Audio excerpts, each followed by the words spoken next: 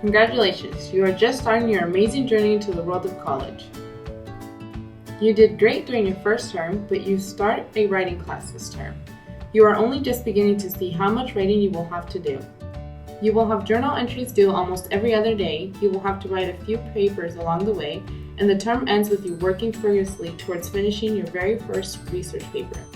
Being the good student that you are probably thinking, no problem, piece of cake. Then you sit down to actually do a little writing. Faced with the empty page on your computer screen, you suddenly realize that you have somehow lost all the good ideas you had, and even the mediocre ideas seem to have left you. You have writer's block. What is writer's block? Writer's block is... That's basically it. According to Anne Johnston, writer's block is the inability to write when writing is wanted and the writer has something to say. In other words, writer's block is what happens when there's nothing written on your page and you can think of nothing to write on your page.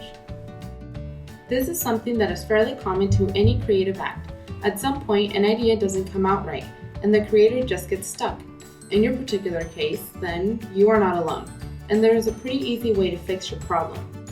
But first, what is going on here? Writer's block actually has a pretty simple cause: the idea that everything has to be right the first time. As a college freshman, you're probably used to your teachers expecting perfection in your writing.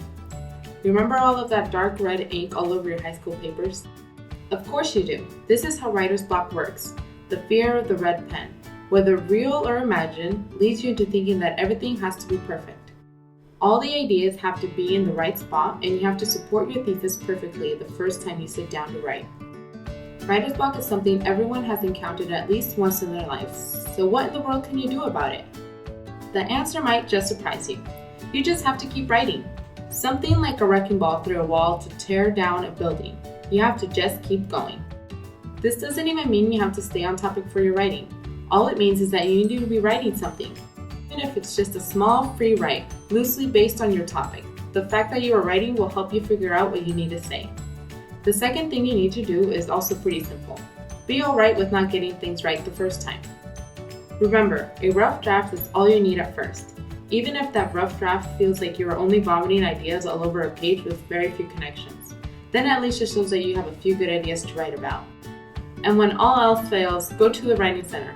The Writing Center is there to help you understand assignment directions, brainstorm ideas, create outlines, etc., all in the hopes of assisting you in your composition process. So the next time writer's block wanders into your composition process, don't freak out. Just be sure to keep these 3 pieces of advice in mind. First and foremost, your first draft is not meant to be perfect. Drafts are meant to be revised. Don't drive yourself crazy trying to write something you're going to end up revising anyway. Secondly, free write to think of new ideas. Don't restrict yourself. And lastly, don't hesitate to use the services the Writing Center has to offer. With these tips, you should be able to combat any future battle with the writer's block. And with that, we wish you the best of luck in all your writing endeavors.